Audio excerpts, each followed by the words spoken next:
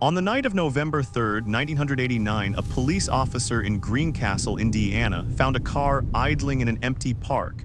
The headlights were on. The driver's door was wide open. On the passenger seat lay a purse, a geometry textbook, and a tube of lipstick.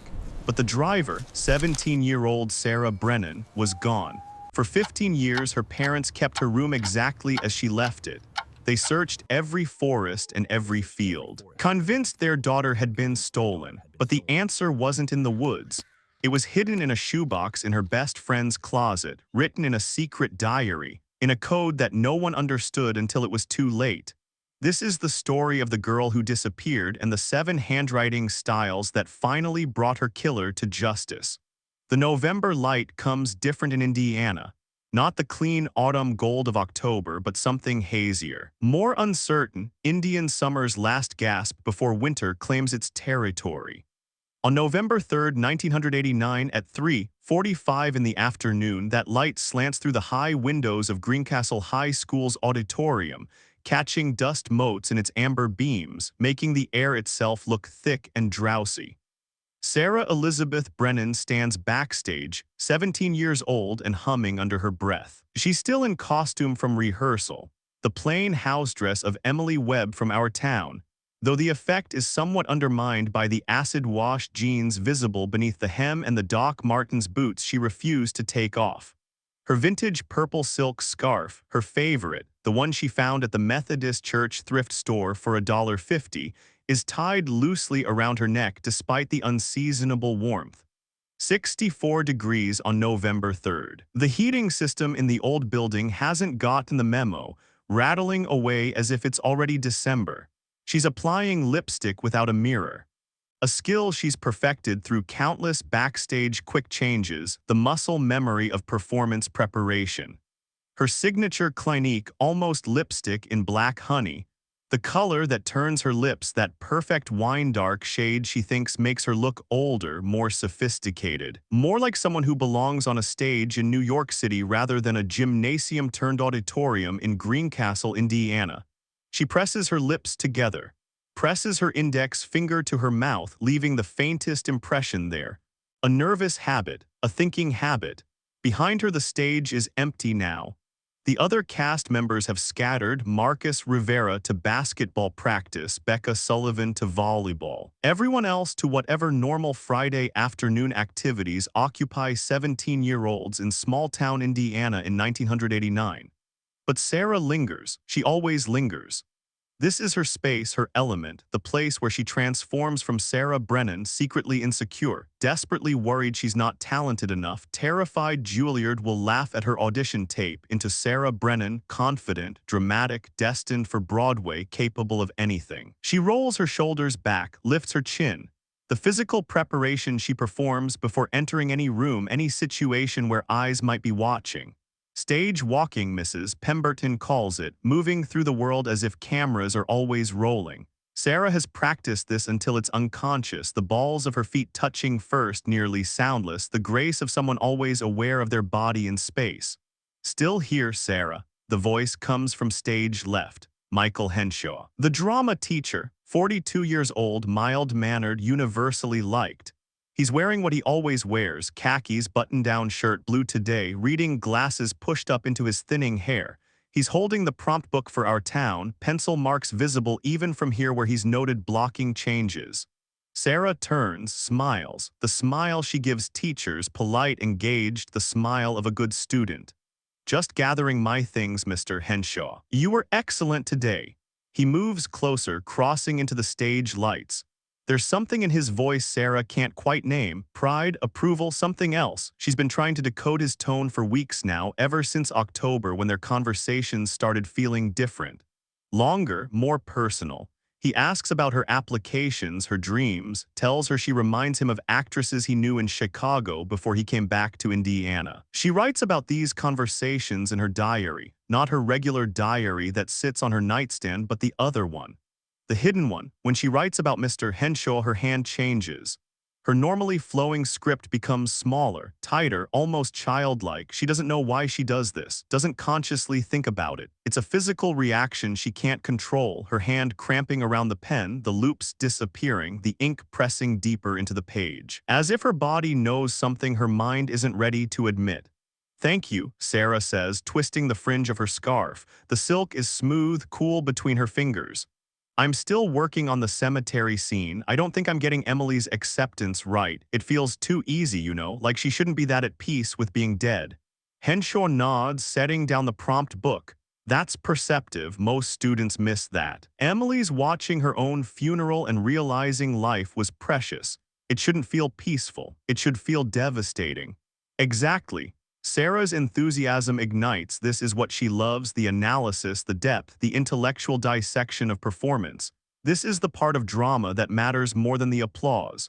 She's watching her mother and she wants to scream at her to look up to see her, but her mother can't.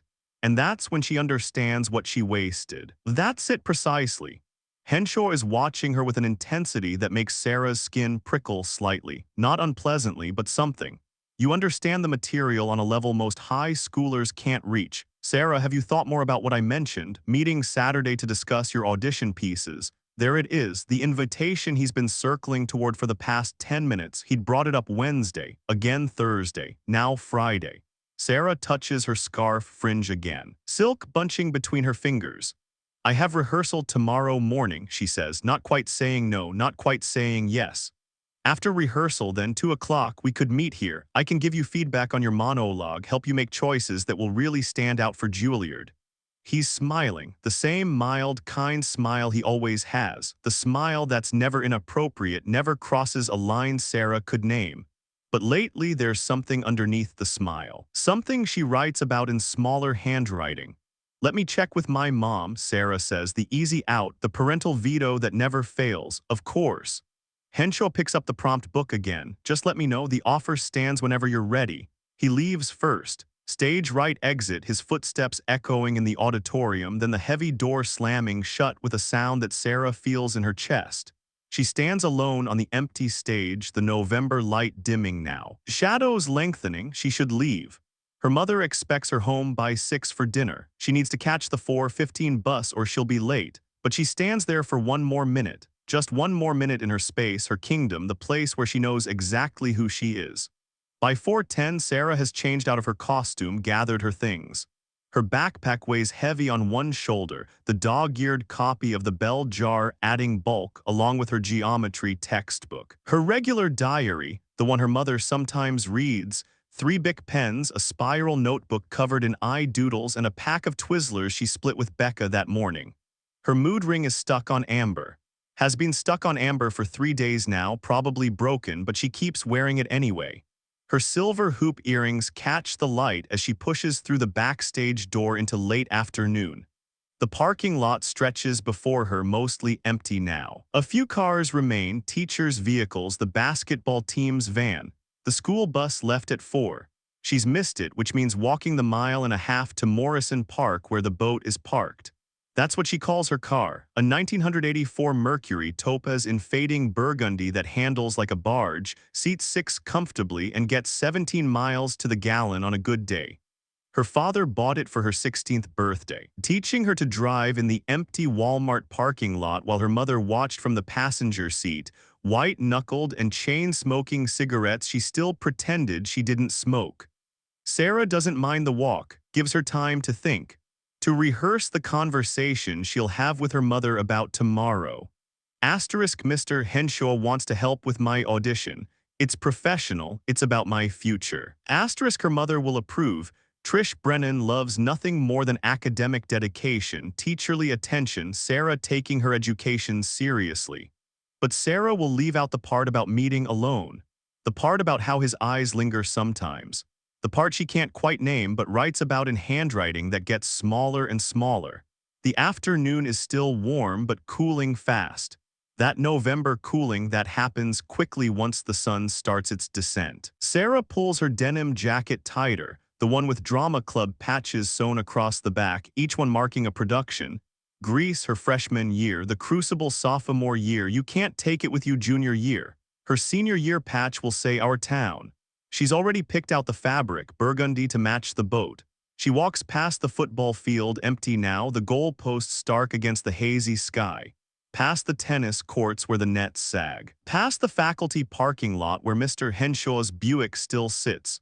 Past everything familiar, everything safe, toward Morrison Park and the waiting car and whatever comes after. By 5:30, when Trish Brennan stands at the kitchen window expecting to see headlights turning into the driveway, Sarah should be pulling up. Should be walking through the door trailing exclamation perfume and theatrical complaints about how Mrs. Pemberton doesn't understand Emily's character arc. Should be leaving one of her dramatic notes on the counter. Asterisk, dearest maternal unit, rehearsal was transcendent. I shall recount every detail over sustenance. Asterisk, but the driveway remains empty. By 6:00, when Thomas Brennan settles into his usual chair with the evening newspaper, Sarah should be at the dinner table, rolling her eyes at her younger self's latest dramatic crisis, asking what's for dinner in 7 different ways depending on her mood. Should be stealing food from her father's plate when she thinks he's not looking. Should be describing her day in 3 acts with full emotional range. But her chair remains empty. By 7:00, when Trish has called the Sullivan house 3 times and gotten only Becca saying she left school at 4. When Thomas has driven to the high school and found it locked and dark. When the first curl of real fear starts to uncurl in Trish's stomach like smoke. Sarah should be somewhere. Anywhere, should be calling, should be explaining, should be here, but she isn't. At 7:15 p.m. precisely, Amanda Cross, sophomore volleyball player, lives 2 blocks from Morrison Park, is jogging home from practice. She cuts through the park like she always does, the shortcut that saves 5 minutes. The park is mostly empty this time of evening. Just her and the streetlights clicking on, yellow sodium glow in the gathering dark. Just her and her breathing, steady and rhythmic, just her and the car. Sarah Brennan's Mercury Topaz, burgundy paint faded to almost pink in places, sitting alone in the far parking lot under a pool of streetlight. Amanda knows the car, everyone knows the boat, Sarah's pride and embarrassment, the subject of 100 jokes and 100 defenses. But there's something wrong with how it sits. Something wrong with the driver's side door is open.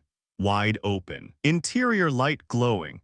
The engine is running. Amanda can hear it from here, that distinctive knocking sound the boat makes when idling. Amanda slows, stops, stands at the edge of the parking lot, suddenly cold despite the warm evening. There's no one in the car, no one sitting in the driver's seat, no one visible anywhere, just the open door, the running engine, the interior light illuminating empty seats. Sarah's backpack sits on the passenger seat. Amanda can see it from here, the distinctive olive green canvas with white paint spatters from art class sophomore year. Can see something purple draped over the passenger headrest. A scarf maybe. Can see the driver's seat pushed all the way back the way Sarah always adjusted it because she liked to feel like she was driving a boat, not just riding in one. Amanda calls out, "Sarah." Her voice sounds small in the empty park. The wind picks up, sending leaves skittering across the asphalt. November leaves, brown and dead, making scratching sounds like fingernails on paper. "Sarah." Louder this time, nothing, just the idling engine, just the open door, just the absence where a person should be. Amanda runs the rest of the way home, calls the police at 7:32 p.m., tells them about the car, the open door, the engine running, the missing driver. The dispatcher asks routine questions. How long has the car been there? Amanda doesn't know, she just found it. Are there signs of struggle? Amanda didn't look that close. Is this a usual place for the vehicle? Yes, Sarah parks here when walking to school. At 8:15 p.m., Officer David Kowalski arrives at Morrison Park, sees exactly what Amanda described.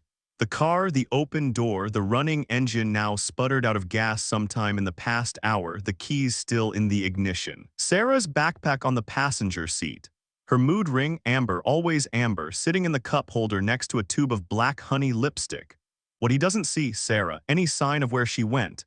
Any indication of what happened in the hours between 4:10 p.m. when she left school and 7:15 p.m. when Amanda found the boat abandoned.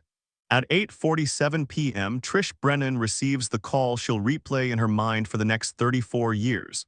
Officer Kowalski's voice. Careful and measured, Mrs. Brennan, we've located your daughter's vehicle at Morrison Park. We haven't located Sarah yet, but we're starting a search. Can you come down to the station? Trish doesn't remember hanging up, doesn't remember grabbing her coat, doesn't remember Thomas taking her hand the first time they've held hands in months as they walk to the car together. She remembers only the feeling, the world tilting sideways, gravity shifting, everything solid becoming uncertain. Sarah is gone, that's all she knows. Sarah is gone, and somewhere in Indiana on a November night that should have been normal, that should have ended with dinner and homework and theatrical retellings of teenage drama, Sarah Elizabeth Brennan has become something else. Not a daughter anymore, not a student, not a girl with dreams of Juilliard in New York and stages where she matters. A missing person, a case file, a photograph on a poster asking, asterisk, have you seen this girl? Asterisk, the last normal moment has ended. The afterward has begun. And in the Morrison Park parking lot, the Mercury Topaz sits empty and silent, driver's door still open like a mouth screaming a question no one can answer, asterisk, where is Sarah? Asterisk, the Greencastle Police Department smells like burnt coffee and floor wax and something else Trish can't identify, anxiety maybe, or desperation. Or the accumulated fear of everyone who's ever walked through these doors knowing something terrible has happened. The fluorescent lights buzz overhead, too bright, making everything look washed out and unreal. It's 9:23 p.m. on November 3, 1989, and Trish Brennan sits in a plastic chair in the interview room while Officer Kowalski asks questions she can't process. When did you last see Sarah? This morning. 7:35. She caught the bus. Trish's voice sounds distant, like it belongs to someone else, someone calm, someone not screaming internally. Was she upset about anything, any arguments recently? No, Trish stops, rewinds. Last night they'd argued about a boy, some senior Sarah liked who didn't know she existed. Trish had said something about focusing on college applications instead of boys, and Sarah had rolled her eyes so hard Trish worried they'd stick that way. But that was normal, that was 17, that wasn't running away. Nothing serious. Thomas sits beside her jingling his car keys, that unconscious tell he does when anxious, keys rattling against each other, the sound making Trish's teeth ache. He hasn't said a word since they arrived, just sits there gray-faced, one hand pressed to his chest where the scar from his bypass surgery still aches sometimes. His heart, his weak heart. Trish wants to tell him to stop worrying, to breathe, to take his nitro if he needs it, but she can't form the words, can't think past the image of the boat with its door open. Any reason she might have gone somewhere without telling you, meeting friends, a boyfriend? Sarah doesn't have a boyfriend, Trish says it too sharply. And she always calls, always, every day after school 4:15 she calls to say she's on her way home. Maybe she forgot, she didn't forget.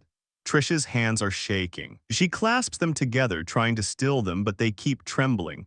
Officer, my daughter is asterisk, not asterisk, the kind of girl who forgets to call home. She's not the kind of girl who leaves her car running in a park. She's responsible. She's careful. Something is asterisk wrong asterisk. Officer Kowalski writes something in his notebook. His face is professionally sympathetic but unconvinced. Trish can see it, the thing he's not saying. That teenage girls take off sometimes. That they run away to boyfriends' houses or friends' apartments or just to prove they can. That most of them come home within 24 hours sheepish and apologetic. That Sarah is probably fine, probably just being 17, probably making a point about independence. He doesn't know Sarah. Doesn't know about the post-it notes Trish leaves on her mirror every morning with poetry quotes. Doesn't know about the elaborate dinner table recaps Sarah performs, turning every school day into theater. Doesn't know that Sarah plans everything, rehearses everything, performs everything. Sarah doesn't do spontaneous. Sarah doesn't do unplanned. Sarah doesn't leave her car running in a park. At 10:47 p.m., Detective Carla Martinez arrives. 43 years old, 20 years on the force, eyes that have seen too much and somehow still see everything. She's been called in because Officer Kowalski finally realizes this might be more than a teenager blowing off steam. The running car, the open door, the backpack still inside. These details don't fit the runaway narrative. Martinez sits across from Trish and Thomas, doesn't waste time with pleasantries. Tell me about Sarah's normal Friday routine. Trish does every detail she can remember. The 7:40 bus, drama rehearsal after school, Home by 6 usually. Sometimes later if rehearsal runs long, but Sarah always calls, always. Who was the last person to see her at school? I don't know, her friend Becca maybe, they have drama together. Martinez makes notes. We'll talk to Becca tomorrow. Did Sarah mention anyone bothering her, following her, anyone making her uncomfortable? Trish's mind goes blank. Then there was something a few weeks ago. Sarah mentioned her drama teacher saying something weird. But when I asked about it, she changed the subject. The memory surfaces slowly, reluctantly. I pressed, but she said it was nothing, just about the play. Drama teacher's name, Michael Henshaw. Martinez writes it down, underlines it. We'll talk to him too. By midnight, the search has begun in earnest.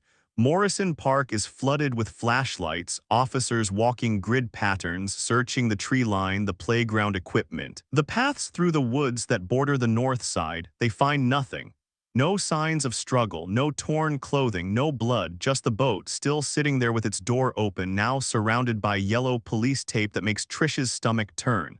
At 2:37 a.m., evidence technician Marcus Wu processes the vehicle. He photographs everything. The open door, the ignition with keys still inserted, the driver's seat adjusted far back, the backpack on the passenger seat. Its contents carefully documented, geometry textbook, the bell jar with 127 pages dog-eared, 3 Bic pens, 2 black, 1 blue spiral notebook covered in eye doodles, half-eaten pack of Twizzlers, wallet containing $8.47 and Sarah's school ID, the purple scarf draped over the passenger headrest, the mood ring in the cup holder, the tube of Clinique almost lipstick in black honey, and in the glove compartment. When Wu opens it carefully with gloved hands, a diary, faux leather cover, the kind sold at Walgreens for $4.99. Sarah's name written on the first page in flowing script decorated with stars. Wu bags it as evidence.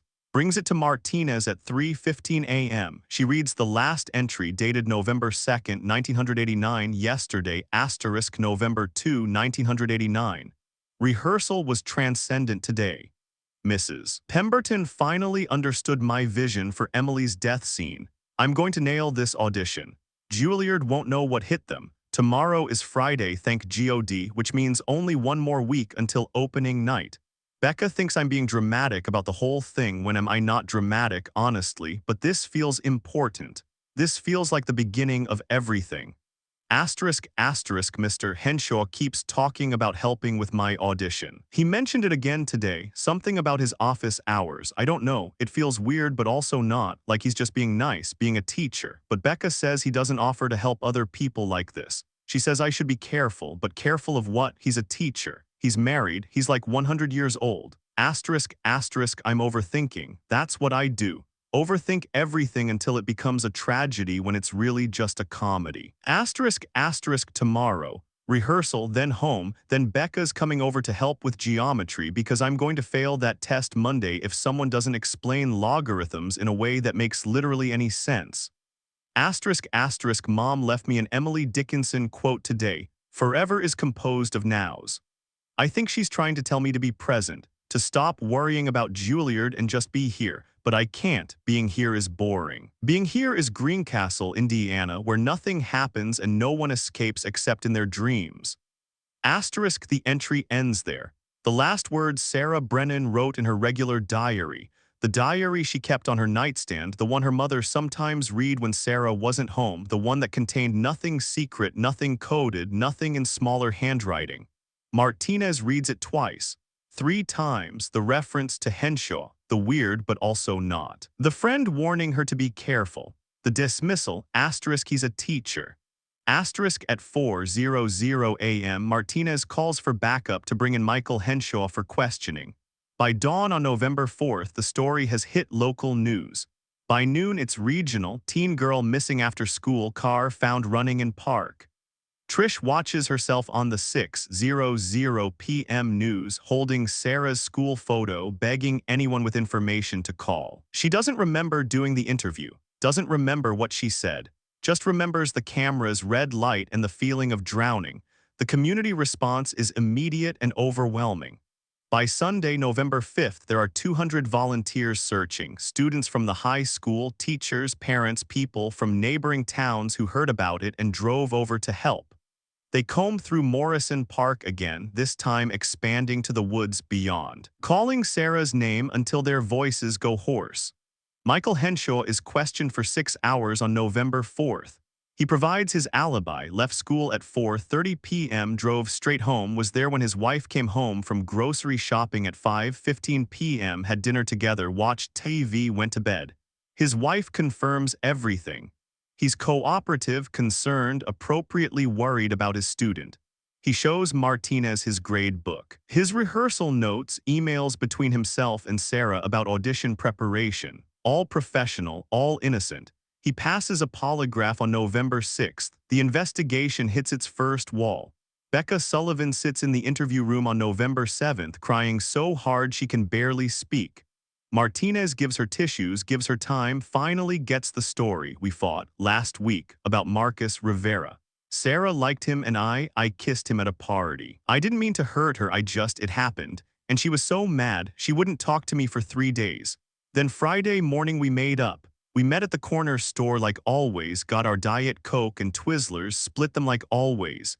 She said she wasn't mad anymore. She said Marcus was whatever, he wasn't worth losing me over. But I could tell she was still hurt. And now she's gone, and the last real conversation we had was a fight about a stupid boy who doesn't even matter. Martinez takes notes. Did Sarah mention anything unusual? Anyone bothering her? Becca wipes her eyes. She kept saying Mr. Henshaw was being weird, like paying attention to her more than other students, offering to help with her audition pieces. She thought maybe he was just being nice because she's talented. But I told her teachers don't usually single out one student like that. I told her to be careful. When did this start? October maybe, like mid-October. She started mentioning him more in conversations, saying he understood her in a way other people didn't. I thought, Becca's voice breaks. I thought she was developing a crush on him, like a stupid teacher crush. I didn't think he was. We don't know that he is, Martinez says carefully. Right now we're just gathering information. But privately, Martinez is thinking October. The behavior changed in October, and now in November Sarah is gone. The search continues, days turn into weeks. The volunteers dwindle from 200 to 100 to 50 to a core group of 15 who come every weekend, who won't give up, who help Trish distribute flyers at the Walmart, the grocery stores, the gas stations. Sarah's face appears everywhere, asterisk missing. Sarah Elizabeth Brennan, 17 years old, 5'6", dark brown hair, hazel eyes, last seen wearing black turtleneck and vintage purple scarf. Asterisk by December the first snow falls. The search has to pause, too dangerous in the woods, too cold, too dark. They'll resume in spring, they say, when the ground thaws, when visibility improves, when there's hope again. Trish doesn't pause. She creates what Thomas starts calling Sarah's wall in their dining room. Maps, timelines, photographs, every place Sarah has ever been marked with pins, every person she's ever known listed with contact information. Theories, connections, possibilities. The wall grows like kudzu, consuming the room, spreading to adjacent walls. They stop having family dinners because there's no space for the table. They eat standing at the kitchen counter if they eat at all. Thomas watches his wife disappear into obsession. Wants to stop her, wants to pull her back. But he's drowning too, just differently. He drives.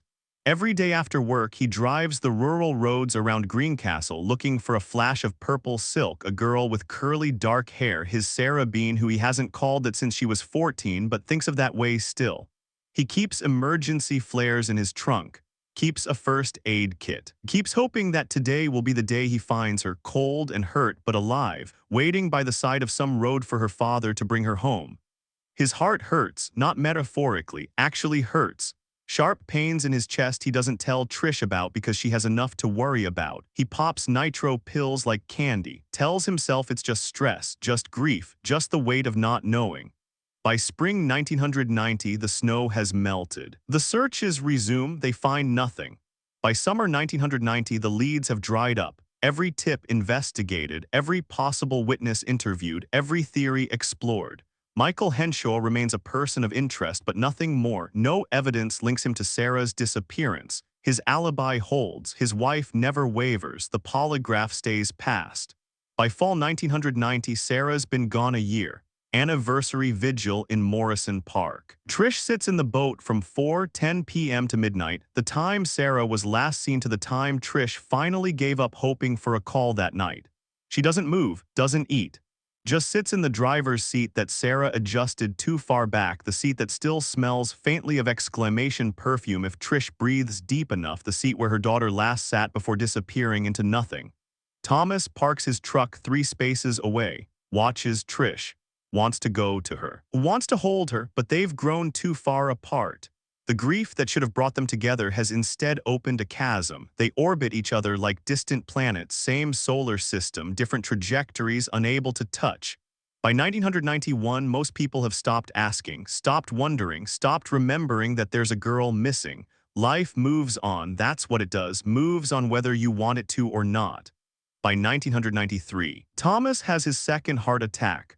Survives it barely, spends 2 weeks in the hospital with Trish at his bedside, finally holding hands again, finally together in their grief.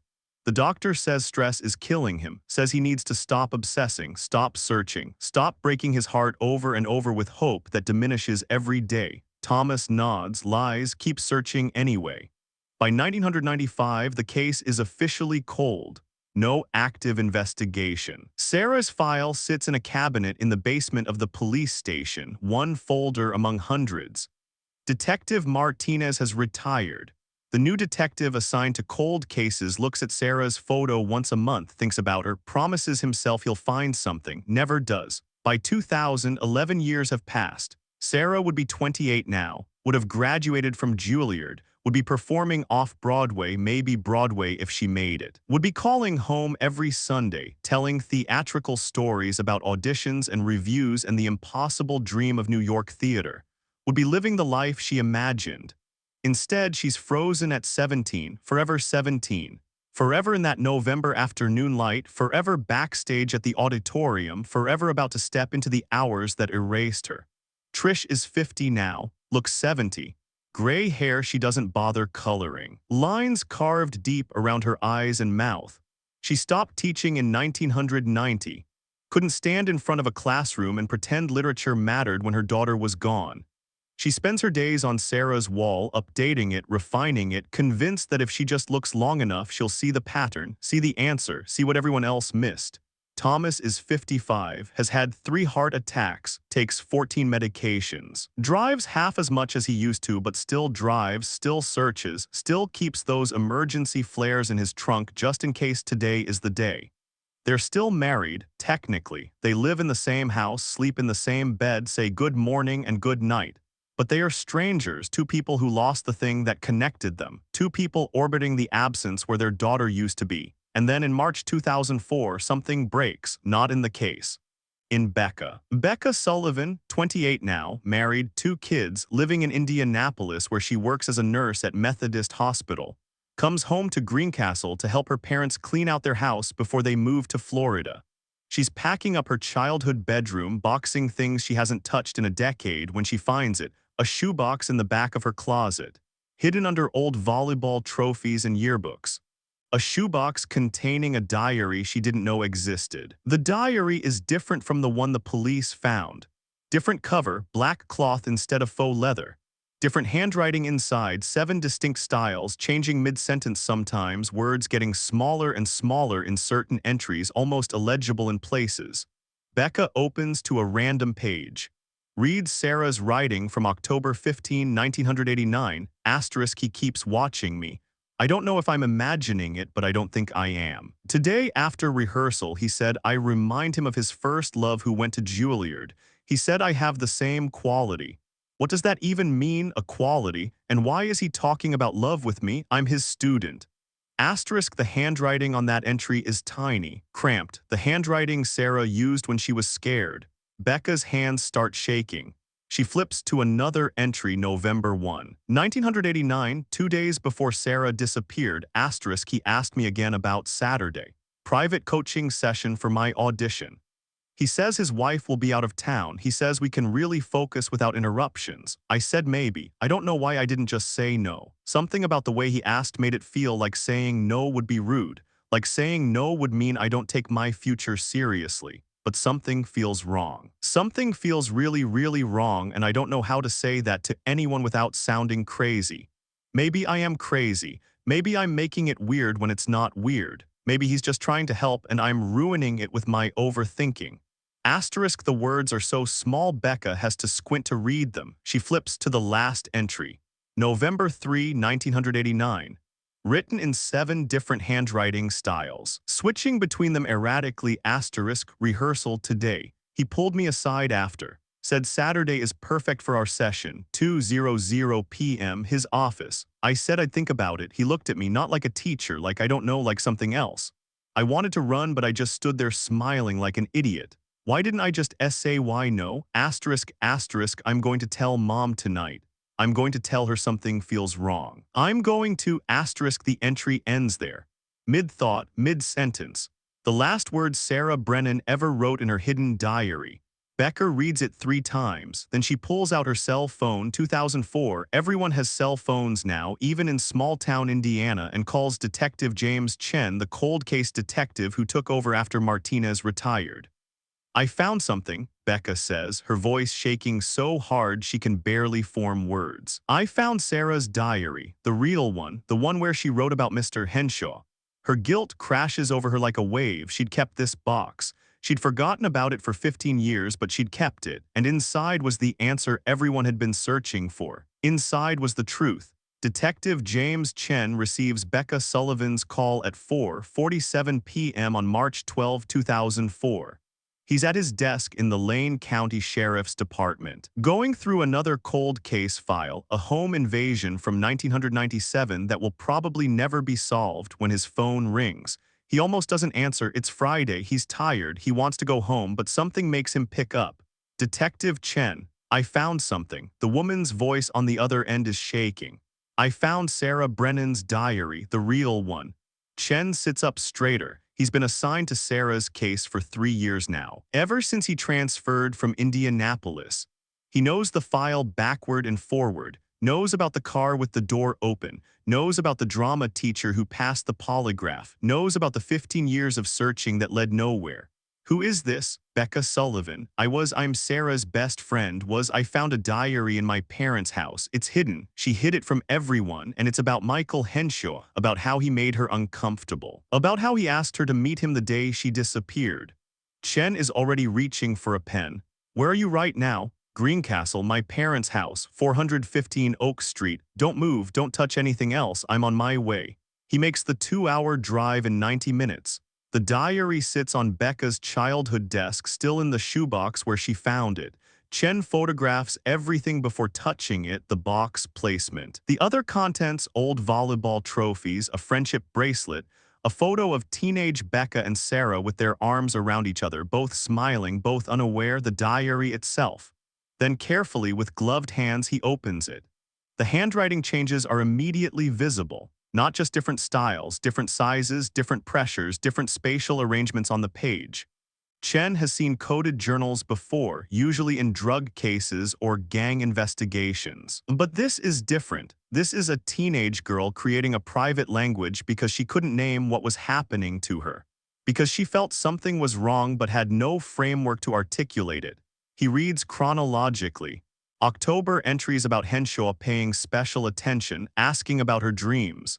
Comparing her to actresses he knew, touching her shoulder, standing too close, nothing overtly inappropriate, everything deniable. But the cumulative effect is clear. A grown man grooming a teenage girl. The handwriting gets smaller as October progresses.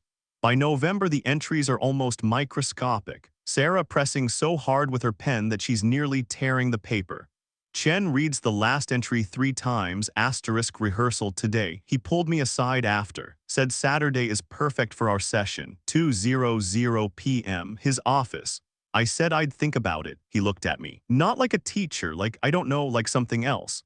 I wanted to run, but I just stood there smiling like an idiot. Why didn't I just say why no? Asterisk, asterisk, I'm going to tell mom tonight. I'm going to tell her something feels wrong. I'm going to asterisk and then nothing. Silence, 15 years of silence. Chen looks up at Becca. She's sitting on her childhood bed, hugging her knees, tears streaming down her face. I forgot about it, she whispers. I kept the box, but I forgot what was in it. If I'd remembered, if I'd looked. This isn't your fault, Chen says firmly, but his mind is racing. This changes everything. This gives them probable cause to reopen the investigation, to look at Henshaw again, to search his property. Does Henshaw still live in Greencastle? Becca nods. Same house, same street. He retired from teaching in 2001, but he still lives there with his wife. Chen bags the diary as evidence. Thanks Becca, tells her she may have just solved a 15-year-old case. Then he drives straight back to Lane County, the diary sitting on the passenger seat beside him, Sarah's words finally breaking their silence. By midnight, he's drafted a warrant application. By Monday morning, March 15, 2004, he's standing in front of a judge. By Monday afternoon, he has warrants to search Michael Henshaw's home, vehicle, and office at Greencastle High School, now used by the current drama teacher but previously Henshaw's for 16 years. The searches begin at 6:00 a.m. on March 16, 2004. Michael Henshaw answers the door in his bathrobe. He's 62 now, mostly gray, thicker around the middle, wearing reading glasses on a chain around his neck. He looks like someone's grandfather, looks harmless, looks confused when Chen shows him the warrant. I don't understand, Henshaw says. This is about Sarah Brennan. That was 15 years ago. I cooperated fully with the investigation. I took a polygraph. New evidence has come to light, Chen says. We need to search your property. Henshaw's wife, Dorothy, appears behind him, 71 now, bent with arthritis, clutching a coffee mug with both hands. She looks terrified. Michael didn't do anything. He's a good man. He was a good teacher. Everyone loved him. The search team moves through the house methodically.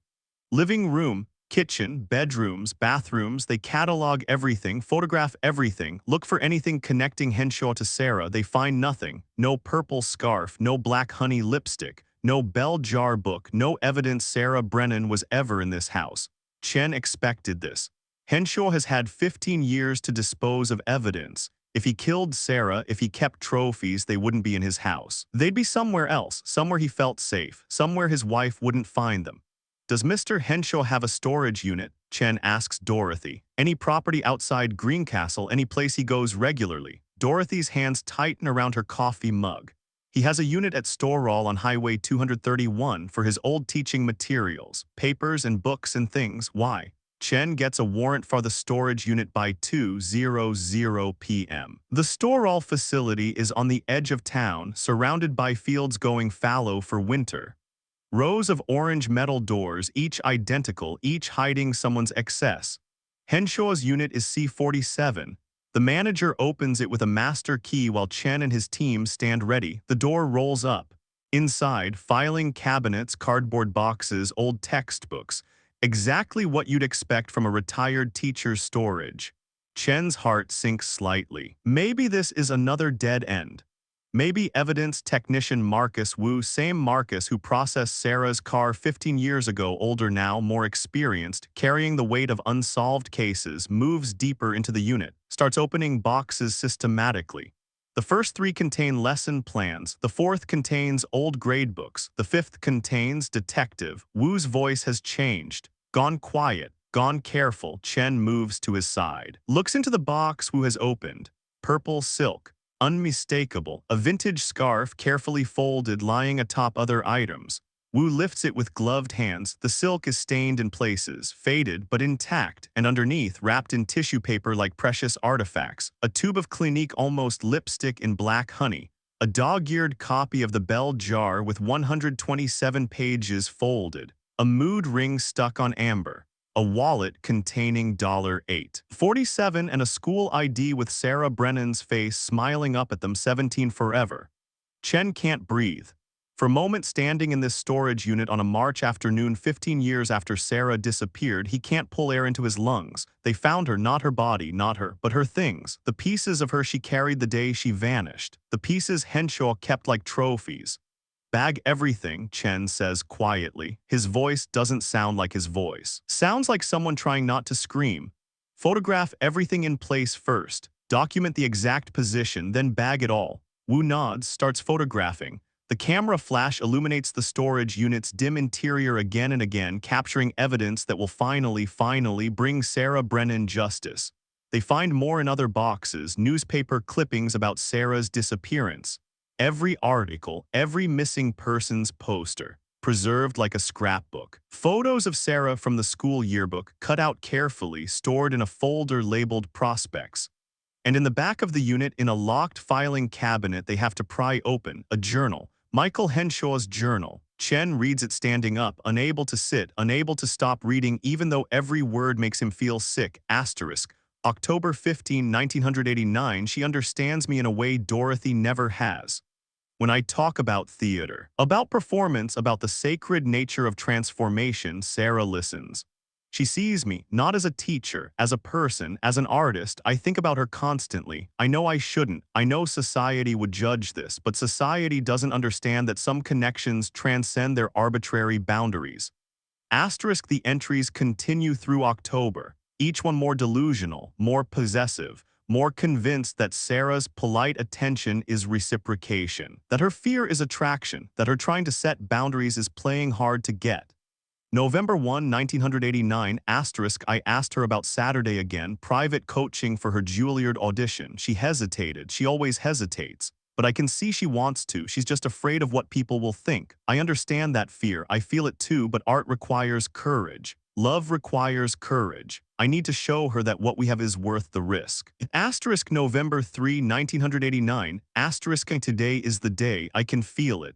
After rehearsal, I'll finalize the plans. 2:00 p.m. Saturday in my office. That's what I told her. But I have a better idea, somewhere private, somewhere we can really talk without interruption. I'll intercept her after rehearsal, offer to give her a ride to Morrison Park to get her car. She'll say yes because she's polite. Because she's been raised to be polite to teachers. And then we'll talk, really talk, and she'll understand what I've been trying to show her all this time. Asterisk. There are no entries after November 3rd. The journal ends there, but the implications are devastating. Henshaw didn't plan to hurt Sarah. He planned to talk to her, to make her understand his love. When she rejected him, and she would have rejected him. Chen knows this with absolute certainty. Henshaw panicked, killed her, disposed of her body somewhere it hasn't been found in 15 years, and kept her things as mementos. Chen bags the journal, photographs every page. Then he walks out of the storage unit into the pale March sunlight and calls for backup. They're arresting Michael Henshaw today. The arrest happens at 6:47 p.m. on March 16, 2004. Henshaw is eating dinner, meatloaf, mashed potatoes, green beans, exactly what he eats every Tuesday according to Dorothy's routine, when Chen and 4 other officers arrive at his door. Michael Henshaw, you're under arrest for the kidnapping and murder of Sarah Elizabeth Brennan. Henshaw drops his fork. It clatters against the plate, the sound sharp in the sudden silence. I didn't. You have the right to remain silent. This is a mistake. I loved that girl. I would never. Anything you say can and will be used against you in a court of law. Dorothy is screaming. Chen can hear her from the dining room as they cuff Henshaw in the living room. He didn't do it. He didn't do anything. You're wrong. You're all wrong. But Chen knows they're right. The diary, the journal, the trophies, the timeline. Everything points to Henshaw offering Sarah a ride, taking her somewhere isolated, making his feelings known. And when she rejected him, because of course she rejected him, she was a child, he was her teacher, she was terrified, he killed her to keep her from telling, to preserve his reputation. To maintain the delusion that this was love rather than predation, they take Henshaw to the Lane County Jail, book him, photograph him, print him. Lock him in a cell where he sits on the concrete bench and stares at the wall, not speaking, not crying, not doing anything except sitting. At 9:15 p.m., Chen makes the call he's been both dreading and anticipating. Trish Brennan answers on the 3rd ring. Mrs. Brennan, this is Detective James Chen. Silence, then you found her. It's not a question. After 15 years of calls about tips and leads and dead ends, Trish knows from Chen's tone, knows from the silence before he speaks, knows because mothers always know. We found evidence, Chen says carefully. We haven't found Sarah. But we found her belongings in Michael Henshaw's storage unit. Her scarf, her book, her ID, and we found his journal documenting his obsession with her. We arrested him 2 hours ago. The sound Trish makes is inhuman, not a scream, not a sob, something primal and ancient, the sound of 15 years of hope dying and relief arriving simultaneously, the sound of finally knowing. Where is she? Trish's voice is raw. Where did he put her? He's not talking. But Mrs. Brennan, we have enough evidence to convict him without a body. The diary Sarah wrote, the journal he kept, the items he preserved, the timeline, we're going to get justice for Sarah. I don't want justice. Trish's voice breaks completely. I want my daughter. I want to bury her. I want to bring her home. Chen has no answer for that, no comfort, just the truth. We're still searching. We'll keep searching. But right now we have him. He can't hurt anyone else, and Sarah's truth is finally being heard. Trish hangs up without saying goodbye. The news breaks at 11:00 p.m. Former drama teacher arrested in 1989 disappearance of Greencastle teen. By midnight, it's regional news. By morning, it's national. The story everyone loves, the cold case solved, the predator unmasked, the girl who finally gets her voice heard even from beyond the grave. Trish doesn't watch the news, doesn't read the papers, doesn't answer the phone when reporters call. She sits in the boat in her driveway holding Sarah's purple scarf that Chen brought her after it was processed as evidence, and she cries. For the first time in 15 years, she lets herself cry without trying to stop. Because now she knows, now she understands, Sarah is dead, has been dead since November 3, 1989. Since the moment Michael Henshaw decided his delusion was more important than a girl's life. Since the moment he put his hands on her. Since the moment he took everything she was supposed to become and buried it somewhere they may never find. But at least now Trish knows. At least now the not knowing has ended. At least now she can stop searching and start grieving properly, or at least that's what everyone tells her. That knowing is better than not knowing that this is closure. But sitting in the boat at 3:00 a.m. holding her daughter's scarf, Trish doesn't feel closure.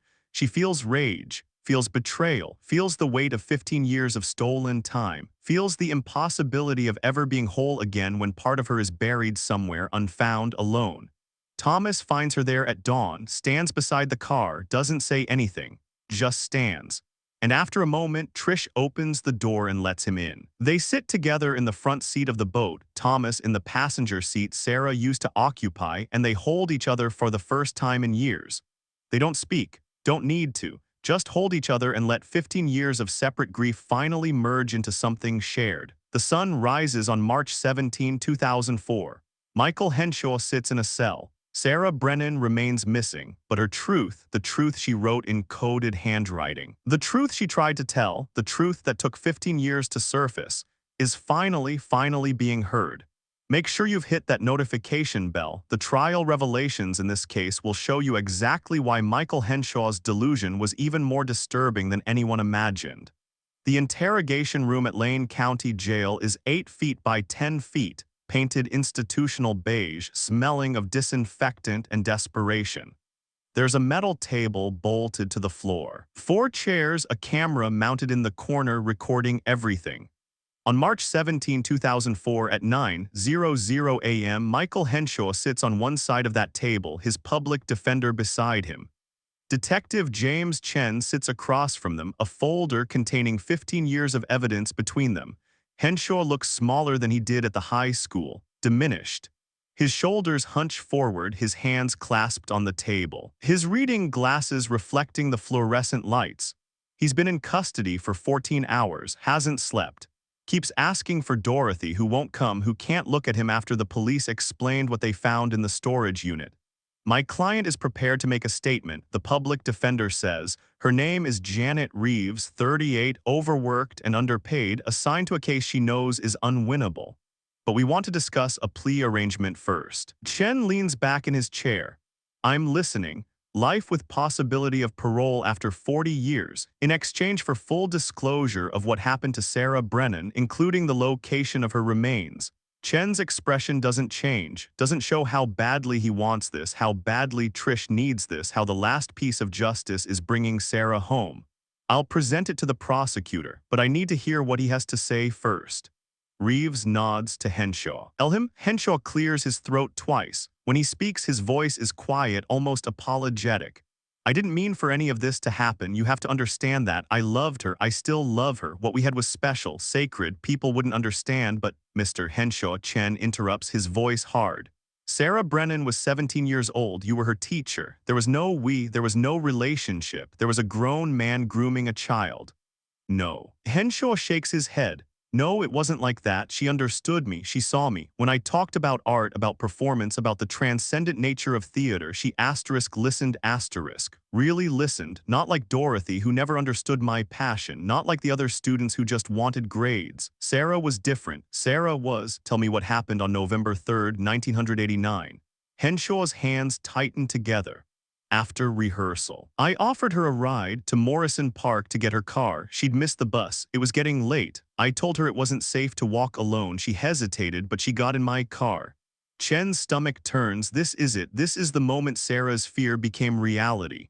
We drove to Morrison Park, but instead of dropping her off, I kept driving out of town toward Putnam County. There's a place I know back in the forest where I used to go to think. Quiet, private. I told her we needed to talk, really talk, about her future, about what I could offer her. She wanted to leave. She didn't understand. Henshaw's voice rises slightly. I tried to explain that what we had was special, that I could help her in ways no one else could, that I loved her, that she loved me too, she just didn't realize it yet. But she kept saying no, kept saying she wanted to go home, kept saying she was going to tell her mother about this. Setup complete. Chen can see it coming, can see the moment Henshaw's delusion shattered against Sarah's reality. And when she said that, when she said she was going to tell, I panicked. Henshaw's voice drops to a whisper. I just wanted her to be quiet, to listen, to understand. I put my hands on her shoulders to make her stop pulling away, and she screamed so loud. Even out there, miles from anyone, she screamed like someone could hear her, like someone would save her. Moment approaching. Chen's hands are fists under the table. I put my hand over her mouth to quiet her, just to make her listen, and then Henshaw's voice breaks. I don't remember exactly. It happened so fast. My hands were on her throat and she was struggling, and then she just stopped. She stopped moving, and I realized what I'd done. The moment lands like a stone in deep water. Sarah Elizabeth Brennan, 17 years old, strangled in a forest in Putnam County by a man who called it love, who kept calling it love even after he killed her, who is still calling it love now, sitting in this interrogation room describing murder like it was a tragic accident rather than the inevitable conclusion of months of predatory obsession. Chen can't speak for 5 seconds, can't trust his voice. When he does, it comes out flat and cold. Where did you put her? There's a ravine. About 3 miles off County Road 700 near the old Wabash border. Dense forest, no trails. I carried her there, buried her as deep as I could, marked the spot with stones so I could visit, but then I couldn't go back, couldn't face what I'd done. Over the years, the forest changed, grew. I don't know if I could find the exact spot now. Aftermath. Chen processes this. 15 years. 15 years Sarah has been in a forest grave while her parents searched, while her mother sat in the boat waiting, while her father drove rural roads hoping for a miracle. 15 years while Michael Henshaw lived in his house with his wife, ate dinner, watched television, retired from teaching, pretended to be a normal person while a girl rotted in an unmarked grave he couldn't even find anymore. Her belongings, Chen says. Why did you keep them? Henshaw looks confused by the question. I couldn't let go. They were all I had left of her, of what we shared. The scarf she always wore, the book she loved. I needed something to remember her by. You murdered her. I loved her. Henshaw's voice breaks completely. Don't you understand? Everything I did was because I loved her. I never meant for it to end that way. I just wanted her to love me back. Chen stands. Can't sit here anymore. Can't listen to this delusion, this grotesque rewriting of predation as romance, of murder as accident, of a 17-year-old girl's terror as love story. Interview concluded at 9:47 a.m., he says to the camera. Then to Henshaw, I'll recommend the plea deal. Life with parole eligibility after 40 years. You'll be 102 years old. You'll die in prison, Mr. Henshaw, and Sarah Brennan will still be 17. Still buried in a forest you can't even find. Still loved by a family you destroyed. That's what your love created. He leaves the room before Henshaw can respond. The search for Sarah's remains begins on March 20, 2004. 50 officers, 20 volunteers, cadaver dogs, ground-penetrating radar. They comb 3 miles of forest near County Road 700 in Putnam County. They find nothing. Henshaw is brought out on March 23rd, shackled and guarded to show them the location. But he can't. The forest has changed in 15 years. Trees have grown, landmarks have shifted. The stones he placed have been scattered by time and weather and animals. He stands in the middle of the woods, turning in circles, saying, "I think it was here and no, maybe there, and I'm sorry, I don't remember." They search for 2 weeks, find nothing. On April 5, 2004, the search is called off. Sarah Elizabeth Brennan will remain in that forest, unfound, unrecovered, still missing even after being found. The trial is set for November 2004. 8 months of preparation, of motions and counter-motions, of defense strategies and prosecution buildups.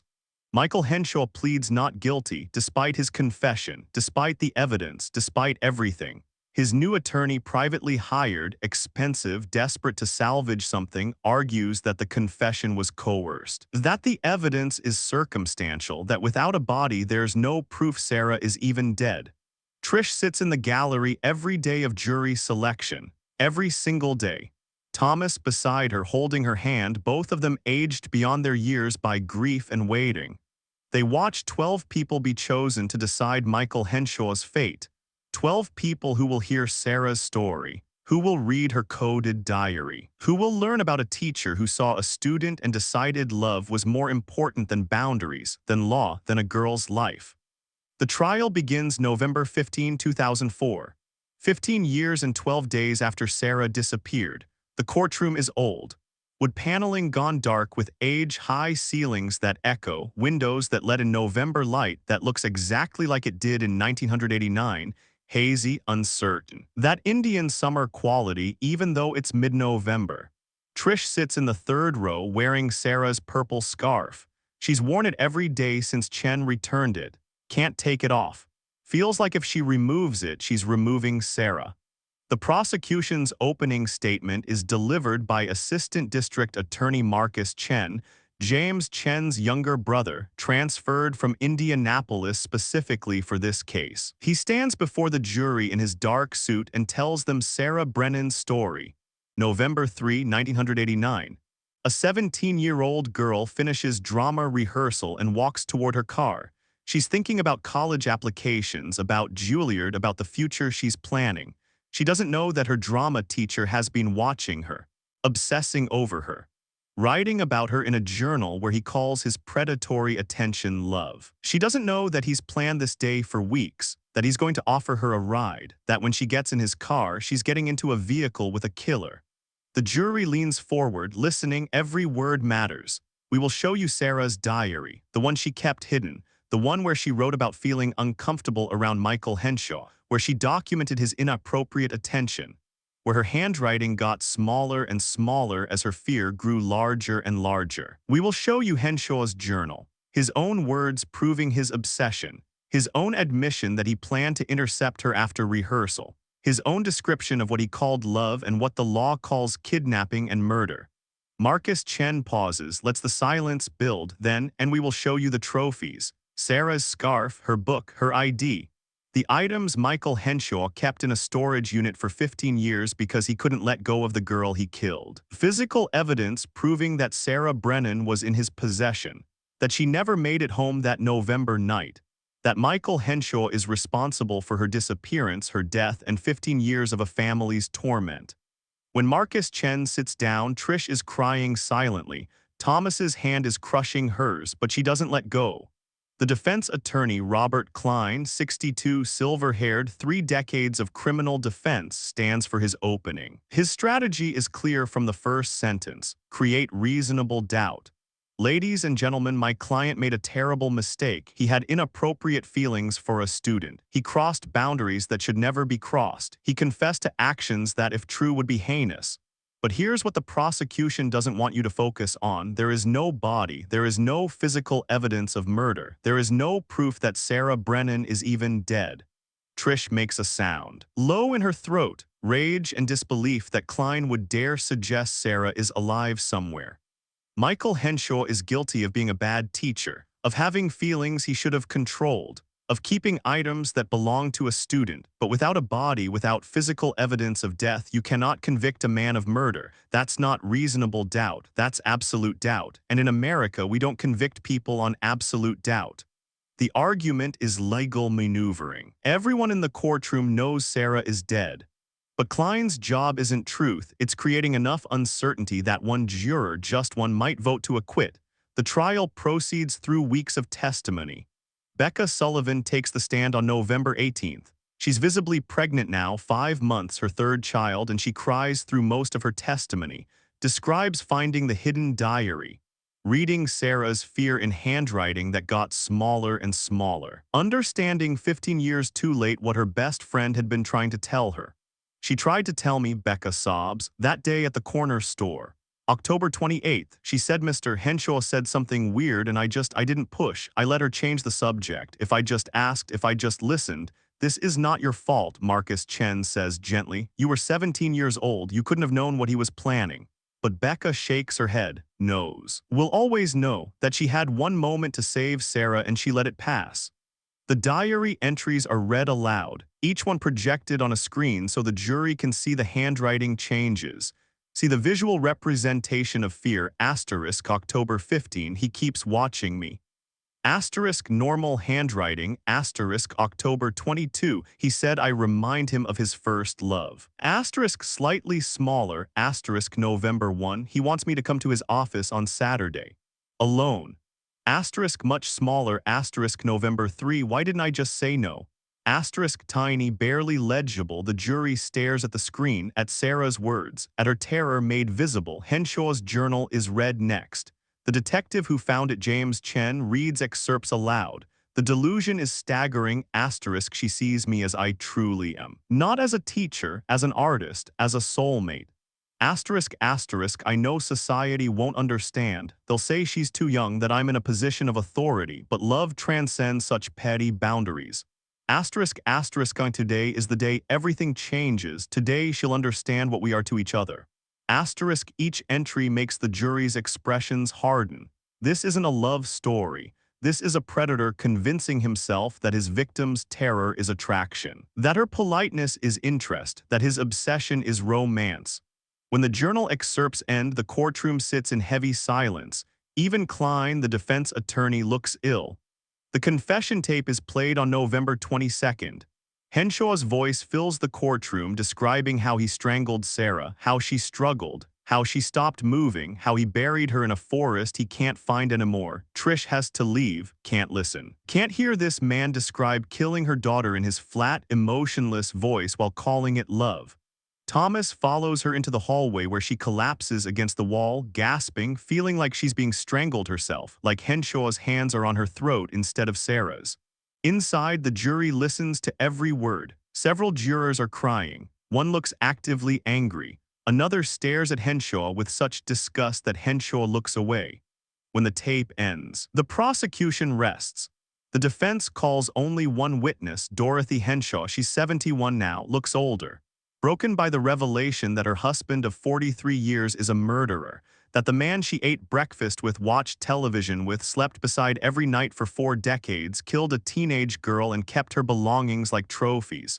But she testifies for him anyway, because what else can she do? Michael is a good man, she says, voice shaking. He was a good teacher. Everyone loved him. He helped so many students over the years. I don't believe he would hurt anyone. There must be some mistake. On cross-examination, Marcus Chen is gentle but firm. Mrs. Henshaw, were you aware your husband kept a storage unit? Yes. Did you know what was in it? He said it was teaching materials, old lesson plans and books. Did you ever go there with him? No. He said it was his space. His private space. Were you aware he'd kept items belonging to Sarah Brennan for 15 years? Dorothy's face crumples. No, I didn't know any of it. She's not lying. Chen can see that. She genuinely didn't know, lived with a monster for 4 decades and never knew what he was capable of. The defense rests. Closing arguments happen on November 29, 2004. Robert Klein makes his final attempt. Without a body. You cannot prove murder. You can prove inappropriate behavior. You can prove bad judgment. You can prove possession of another person's belongings, but you cannot prove beyond reasonable doubt that Sarah Brennan is dead. The prosecution wants you to convict on emotion, on horror at the thought of what might have happened, but might have is not proof, it's speculation, and you cannot convict on speculation. Then Marcus Chen stands for rebuttal. Set up, he walks to the jury box slowly, deliberately, lets the silence build. Robert Klein wants you to believe that Sarah Brennan might be alive, that somehow, despite being missing for 15 years, despite her belongings being found in her teacher's storage unit, despite his confession to killing her, she's out there somewhere. Living, breathing, just choosing not to contact her family. He pauses, lets that sink in. That's not reasonable doubt, that's fantasy. Let me tell you what reasonable doubt actually looks like. It's when the evidence could point to multiple conclusions, when there's ambiguity, when you genuinely aren't sure what happened.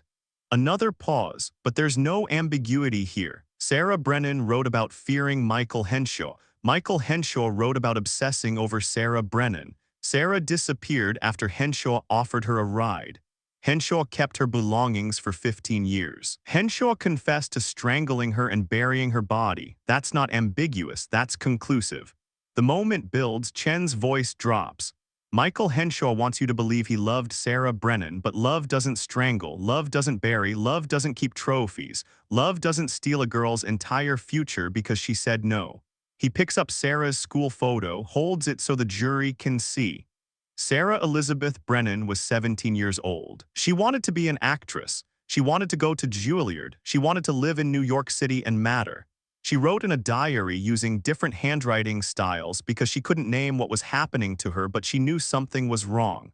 And on November 3, 1989, her worst fears came true when her teacher decided his delusion was more important than her life. Final moment approaching. You have the power to give Sarah justice. Not the life she should have had, no verdict can give her that, but accountability, truth. The acknowledgement that what Michael Henshaw did was not love, it was murder, and murder demands a reckoning. Chen sits down. The courtroom is silent except for crying. Trish is crying. Thomas is crying. Becca is crying. Several jurors are wiping their eyes. Henshaw sits motionless at the defense table, staring at his hands. The jury deliberates for 11 hours. Trish and Thomas wait in the courthouse cafeteria, not eating, not speaking, just sitting in parallel fear. What if they acquit? What if 15 years of waiting ends in Henshaw walking free? What if Sarah's coded diary and Henshaw's confessed murder aren't enough? At 4:47 p.m. on November 30, 2004, the jury returns. The courtroom fills, everyone standing. The judge enters. The jury files in. 12 faces, impossible to read. The jury reached a verdict. The foreperson stands, a woman in her 50s, a schoolteacher herself. We have your honor. How do you find? Setup complete. The courtroom holds its breath. Trish grabs Thomas's hand so hard her nails draw blood. He doesn't flinch. The foreperson looks at Henshaw, then at the judge. Then reads from the paper in her shaking hand. We find the defendant, Michael James Henshaw, guilty of kidnapping in the first degree. Moment 1 lands. We find the defendant guilty of murder in the first degree. Moment 2 lands. We find the defendant guilty of abuse of a corpse. Moment 3 lands. The courtroom erupts, not with cheers, this isn't victory, just accountability, but with exhaled breath, with crying, with the release of 15 years of tension finally breaking. Trish makes that sound again. The inhuman sound, relief and grief mixing into something no language has a word for. Thomas pulls her into his arms and they sob together, holding each other like they're drowning, like they're the only solid things in a tilting world. Henshaw sits motionless, staring straight ahead, showing nothing. Dorothy Henshaw stands and leaves. She'll file for divorce the next week. Will never see or speak to her husband again. Will sell their house and move to Florida to live with her sister, trying to forget that she spent 43 years married to a monster. The sentencing happens immediately. Judge Catherine Morrison, no relation to the park where Sarah's car was found, but the coincidence feels heavy, doesn't wait. Reads the sentence with a voice that could cut glass. Michael James Henshaw, you have been found guilty by a jury of your peers of kidnapping, murder, and abuse of a corpse. For these crimes, I sentence you to life in prison without the possibility of parole. You will never walk free again. You will die behind bars. And Sarah Brennan will remain forever 17, forever stolen, forever denied the future you took from her. She bangs the gavel, it's over. After 15 years, it's over. Trish and Thomas walk out of the courthouse at 6:30 p.m. It's November 30, 2004, almost winter. The light is fading fast, that same uncertain quality it had 15 years ago. Reporters crowd them, shouting questions. How do you feel about the verdict? Do you forgive Michael Henshaw?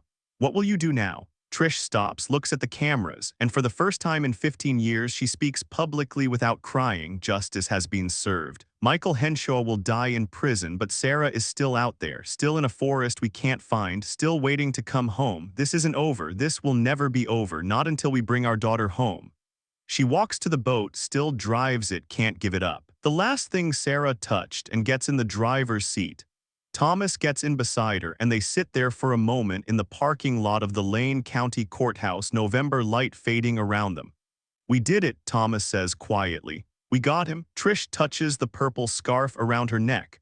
"But we don't have her." "I know." They sit in silence. 15 years of searching hasn't ended. The verdict doesn't bring Sarah home. The guilty conviction doesn't fill the absence. Justice isn't resurrection. Truth isn't recovery, but it's something.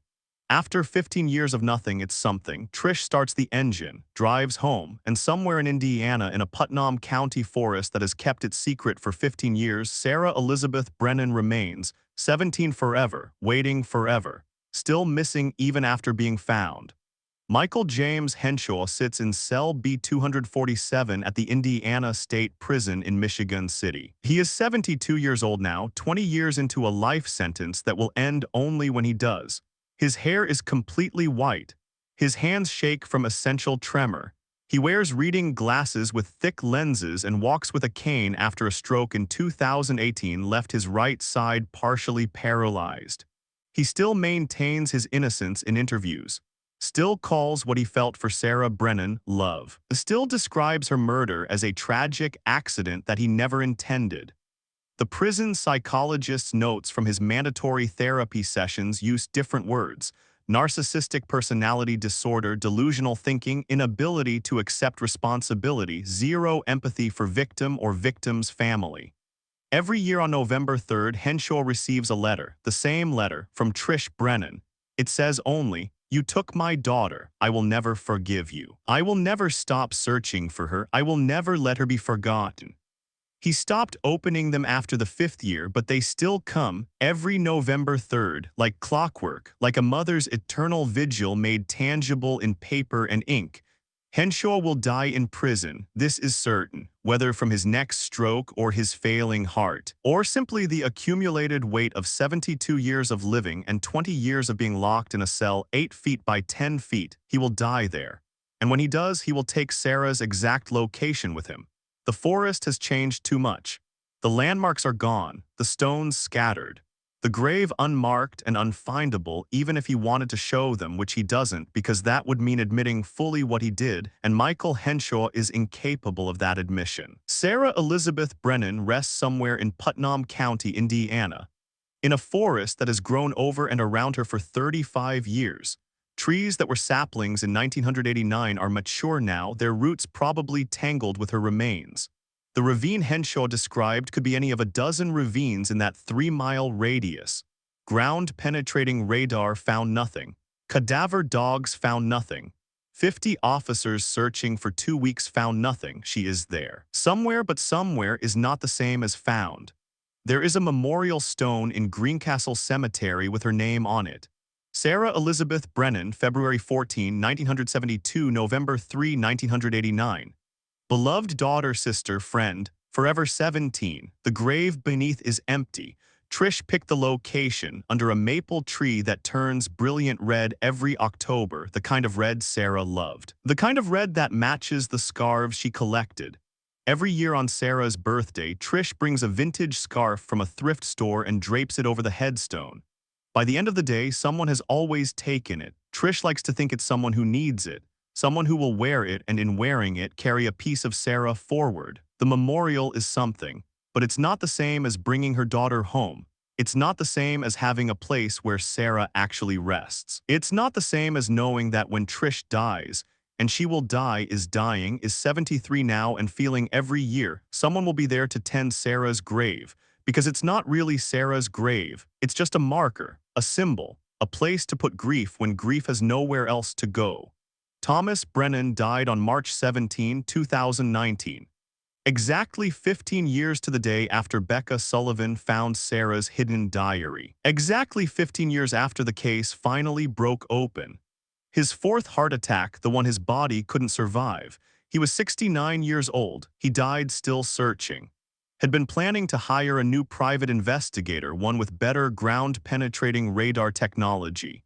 Had been reading about forensic advances, about how soil analysis can sometimes pinpoint burial sites decades old. Had been thinking maybe this year, maybe this spring. Maybe if they just looked one more time in the right place. His last words to Trish were, "Find her. Promise me you'll find her." Trish promised, keeps promising. Promises every morning when she wakes up alone in the bed they shared for 47 years. Promises every November 3rd when she sits in the boat. Promises every time she writes her annual letter to Henshaw.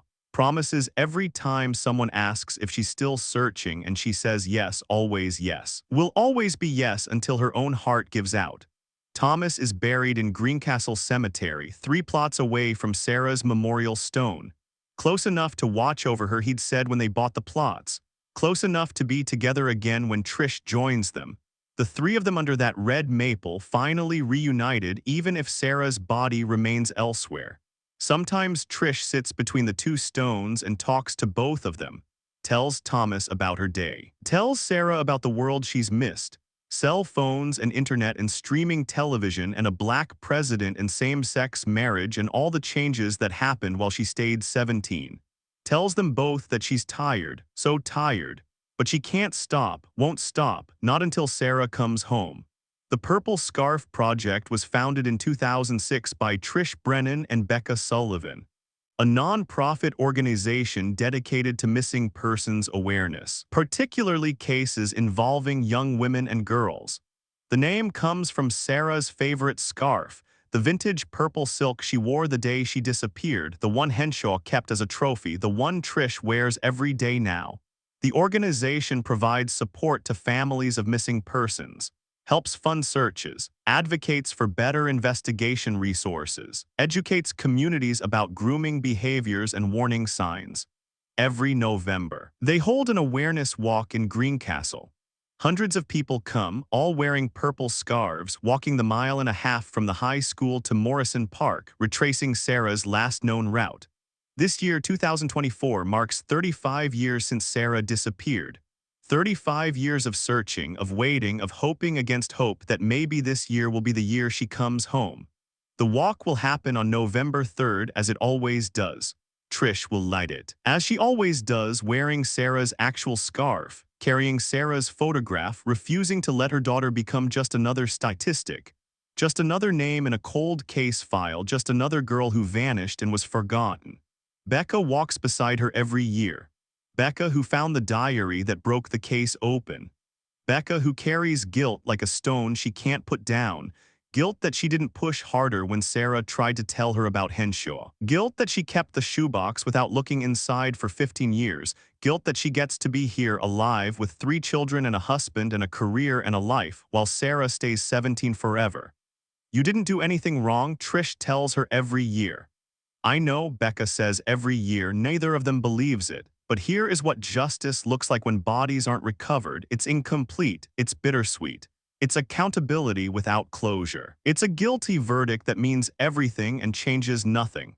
It's a mother who got to watch her daughter's killer be sentenced to die in prison but still drives rural roads every Sunday, still looks at every patch of forest and wonders if Sarah is there, still can't stop searching even though the experts say there's nothing left to find. It's permanent. The damage is permanent. Trish Brennan at 73 looks 90. Her hair is white, her hands shake. She has nightmares every night, always the same one. Sarah calling for help, Sarah's voice getting fainter and fainter, Trish running toward the sound but never getting closer, never finding her, never. She wakes up gasping. Thomas used to hold her through the nightmares. Now she wakes alone and walks to the kitchen and makes coffee at 3:00 a.m. and sits at the table where Sarah used to leave her dramatic notes. The notes are gone now, faded and fallen apart. But Trish remembers every word, could recite them like poetry, like prayers, like evidence that once before tragedy there was just a girl, just her daughter, just Sarah. On November 3, 2024 at 4:10 p.m., the last time Sarah was seen alive 35 years ago, Trish Brennan sits in the boat in Morrison Park. The car is 35 years older now, 45 years old total, should have been junked decades ago. But Trish keeps it running, keeps it registered, Keeps it parked in the same spot where Amanda Cross found it that November evening with the door open and the engine running and Sarah gone. The inside of the boat still holds traces of 1989. The cassette tapes in the console Bon Jovi Def Leppard, a mixtape labeled Autumn '89 in Sarah's handwriting. The strawberry lip gloss in the cup holder dried up now but still there. The seat adjusted too far back the way Sarah liked it. Trish hasn't changed anything, can't change anything. This is the last place Sarah touched.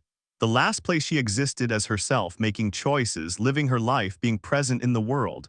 Trish wears the purple scarf even though November in Indiana is cold now, properly cold, winter having finally claimed its territory. She wears Sarah's mood ring on a chain around her neck, still stuck on amber, always amber. She holds Sarah's school photo, the same one that appeared on missing posters for years, the one where Sarah is smiling, unaware, alive in the moment before everything changed. The light is fading, that same uncertain November light that fell 35 years ago. Hazy, golden but dying, the kind of light that makes everything look like a memory even while it's happening. Trish sits in the boat and does what she's done every November 3rd for 35 years. She waits. Waits like she waited that first night, expecting Sarah to call. Waits like she's waited every day since, hoping for news. Waits like she'll wait until her own heart gives out because waiting is what mothers do. Waiting is love made tangible. Waiting is refusing to accept that gone means forever. Around her, Morrison Park has changed. New playground equipment, repaved parking lot, LED streetlights instead of sodium vapor. But the boat remains, the vigil remains, the mother remains. At 7:15 p.m., the time Amanda Cross found the car abandoned, Trish starts the engine. She does this every year. Starts the engine, lets it idle for exactly 1 minute, then turns it off. A ritual, a remembrance, a way of marking time. Then she sits in silence as darkness falls completely. She's not crying, not anymore. She cried for the first 10 years, but somewhere around year 15 the tears dried up. Now there's just the hollow ache. The permanent absence. The knowledge that some wounds don't heal, they just become part of your body, part of who you are, part of how you move through the world. A young woman approaches the car. 20-something, purple scarf around her neck, eyes red from crying. Mrs. Brennan, Trish rolls down the window. Yes, I just wanted to say I read about Sarah, about what happened. I'm so sorry. And I wanted you to know that she mattered, that she still matters. That I'll remember her. This happens sometimes. Strangers who heard Sarah's story and were moved by it. Strangers who wear purple scarves in solidarity. Strangers who see an old woman sitting in an ancient car in an empty parking lot and understand what witnessing looks like. Thank you, Trish says. That means more than you know. The young woman nods, walks away, and Trish sits in the boat as full darkness falls as the stars come out above Morrison Park. As November night settles over Indiana like it settled 35 years ago. Sarah Elizabeth Brennan has been missing for 35 years, 12,775 days, 306,600 hours, 18,396,000 minutes. Trish has lived every single one.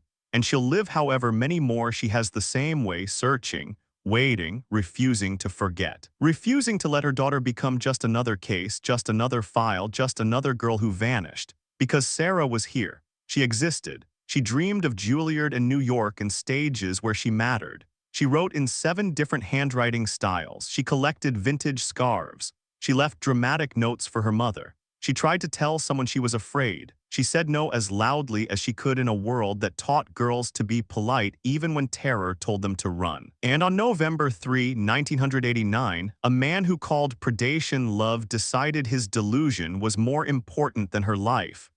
But Trish Brennan refuses to let that be the end of Sarah's story.